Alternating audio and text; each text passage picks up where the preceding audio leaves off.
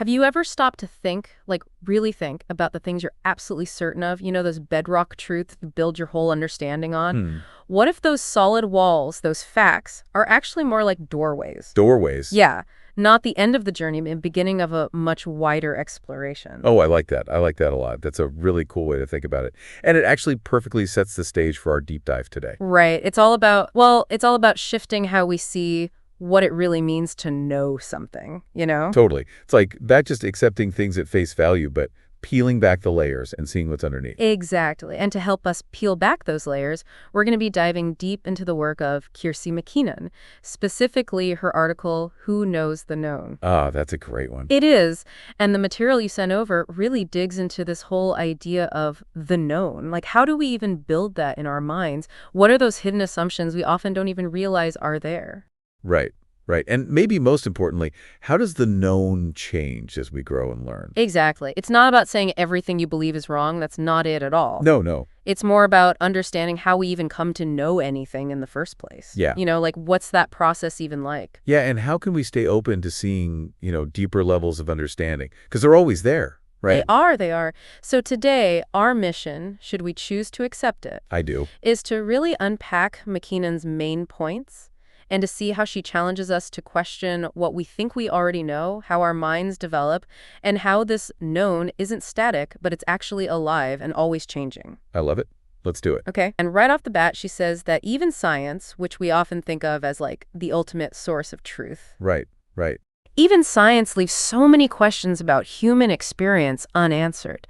And then she says that we should approach understanding with, get this, an innocent and curious mind. An innocent and curious mind. That's beautiful. It is. So what do you think that actually looks like in practice, having an innocent and curious mind? Well, I think it starts with, intentionally putting aside everything you think you already know when you're looking at something new. Okay. Or even something familiar, even something you think you've mastered.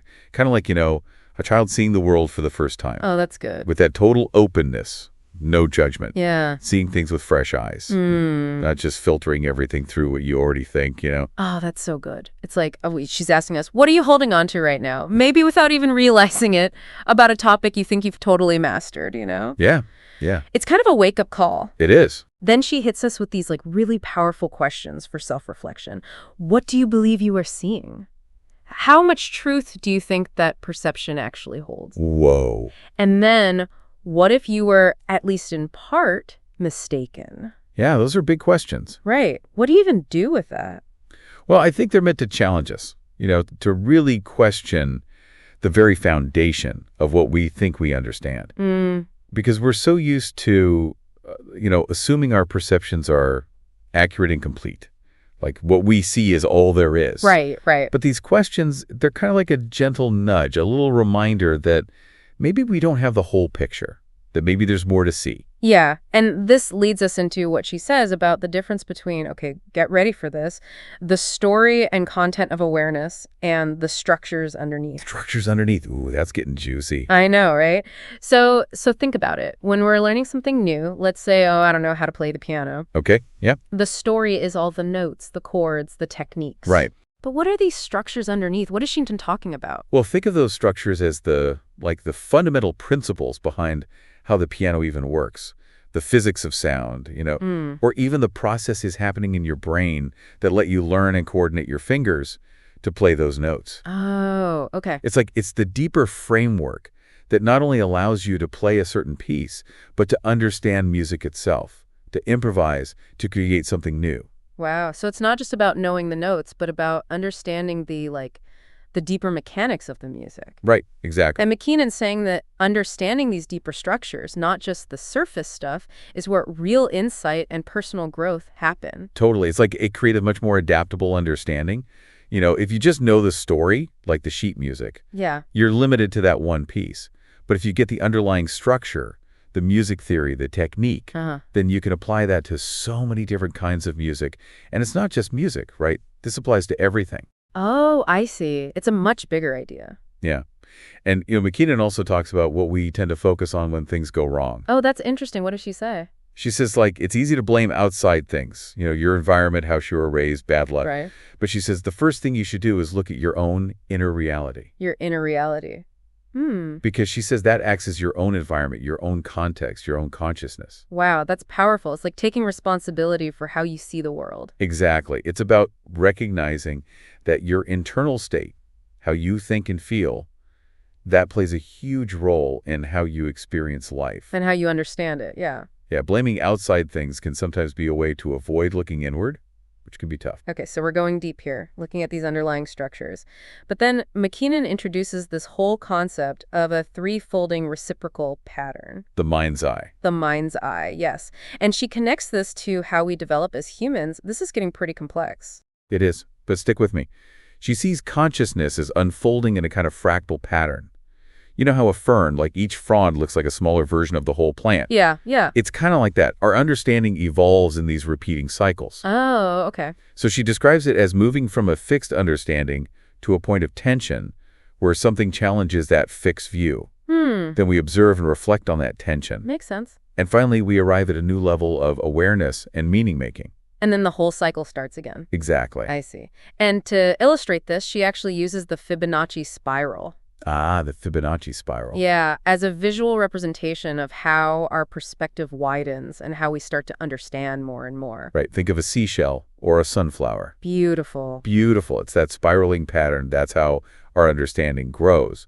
Each loop incorporates more of what we didn't know before. So cool. Okay, and this three-folding pattern thing, this is the foundation for her model of stages of mind development, right? Yes, she talks about different stages like 2.0, 3.5, 4.0, all the way up to 6.0. Right, right. Can you give us a quick overview of how those stages generally work? Sure. So in the early stages, like 2.0, our minds are mostly shaped by things outside of us, our family, our culture, The environment we grew up in, yeah. Exactly. But then as we move to stages like 3.5 and 4.0, we start to think more for ourselves. We question things. Yes. We question those outside influences, and we start to create our own perspectives. Oh, I like that. So it's like we're taking ownership of our own understanding. Exactly. And what's really interesting is that from stage 4.0 on, the way our minds develop becomes super connected to how our awareness grows. So it's not just about learning more facts, but about how we relate to those facts. Right, and how we relate to our own inner experience. And, it even mentions this thing called witness consciousness. Ah, yes. Witness consciousness, that's a big one. It's like, imagine being able to step back from your own thoughts and feelings. Like you're watching a movie of your own mind. Wow. McKinnon says this ability develops around stage 4.0, and it's crucial for really understanding your own biases. So witness consciousness is like having this meta perspective on yourself. Exactly. It lets you see your thoughts and emotions without immediately getting swept up in them. Detached observation. Yeah. And that self-awareness is key to being able to see different viewpoints and how your thoughts, feelings, and actions will connect. The triple loop. The triple loop, exactly. And this says eventually this leads to the individual sense of self kind of dissolving into this collective non-duality. Whoa, okay. That's a big jump. It is. It's like imagine all the streams of a river flowing into the same ocean. She's saying that at the highest levels of awareness, that sense of being a separate individual merges into something much bigger. A sense of oneness. Yes, interconnectedness. It's like the ultimate culmination of this journey of expanding your awareness. Okay. So our minds are always developing and our awareness is super important. But then McKinnon also goes into the power of language and how we create meaning with the words we use. Right. It's not just communication, is it? No, it seems like she sees language as something much deeper. Definitely. She says that language, the words we choose, they don't just label our thoughts and beliefs, they actually shape them. Wow, so the words we use actually influence how we think. Exactly. And she talks about how the words that are important to us at different stages of development can act as like marker words. Marker words. What does that mean? It means they both reflect and influence how we understand things and how we grow. Interesting. Like, for example, she says the word perspective becomes super important around stage 4.5. Perspective, huh? Why that word? Well, because at that stage, you're starting to see that there are multiple valid ways to look at things. There's not just one right way. Right, right. So using the word perspective more and more, it shows that you're developing that ability to see things from different angles. And to have empathy for other viewpoints. Exactly. And she links this back to the Fibonacci fractal, saying it unfolds between the subject and the object. True integration happens when something you understand internally becomes something you can do or express externally. Oh, I see. It's like your inner understanding becomes an outer thing ability. Yes. And she emphasizes that what you focus your attention on, the objects in your awareness, guides your evolution. So where you put your mental energy really matters. This Absolutely. really highlights how important it is to look inward. And McKinnon really stresses this internal orientation, self-reflection. Right. It's not just about passively absorbing information from outside. Yeah. It's about actively engaging with your own internal world. And she gives us these really cool questions for what she calls playing with content. Yes. What am I thinking about now? What did I used to think about this? What happened in between? What meaning am I giving to what I'm aware of now? Those are powerful questions. They are. It's like she's saying that revisiting old problems, things we thought we had figured out, could actually lead to brand new solutions or show us deeper layers we hadn't noticed before. It's like looking at something familiar with fresh eyes. You always discover something new. Always. And she talks about this interplay between outer action, like engaging with the world, Right. and inner vision, which is our internal landscape. And she says you need both to truly understand what you think you know. Hmm.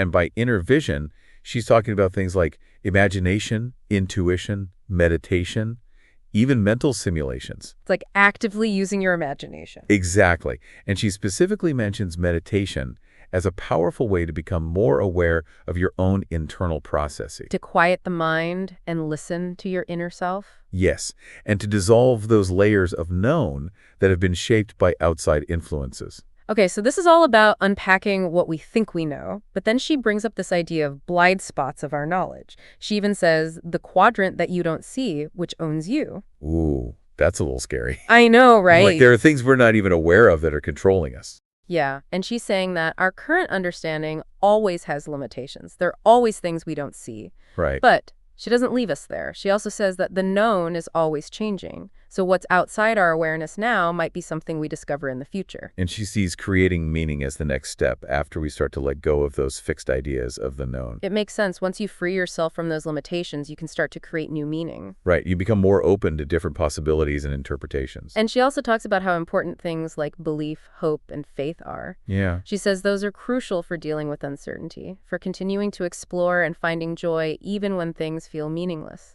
It's like having faith that there's something more out there, even when you can't see it. And she connects this to how our intuition and awareness evolve, right? Yes. It happens by questioning what we think we know, Continuously questioning. always challenging those assumptions. She says intuition isn't magic. No. It grows as we get better at questioning and opening ourselves up to new possibilities. And she says we shouldn't just rely on information from the outside world, Right. but that we should also use our mind's eye. And she stresses the importance of combining scientific knowledge with our own inner vision and insights. So it's like taking what you learn from books and lectures and then processing it internally. Yeah, using your intuition, your imagination, really making that information your own. And she even mentions Ken Wilber's 4 quadrants and Terry O'Fallon's stages model. Right, to give us a bigger framework for understanding consciousness. It's like she's showing us how her ideas fit into the bigger picture. Exactly. Okay, and then towards the end, she introduces this concept of transmuting outer action into awareness-based inner vision.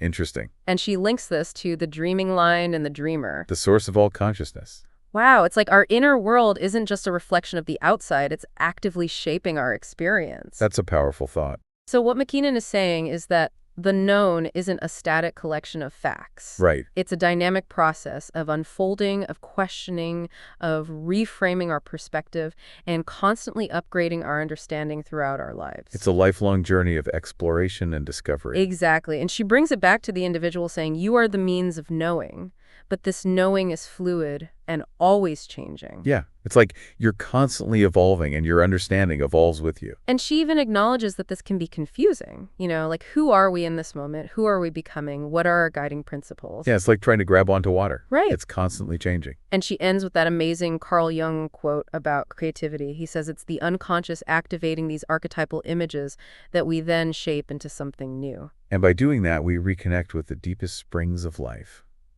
I love that quote. It perfectly captures this idea of the unknown within us giving birth to new understanding and meaning. It's like there's this hidden well of creativity inside each of us, just waiting to be tapped. Okay, so if we had to boil all of this down to one key takeaway for you, our listener, Yeah. it would be this.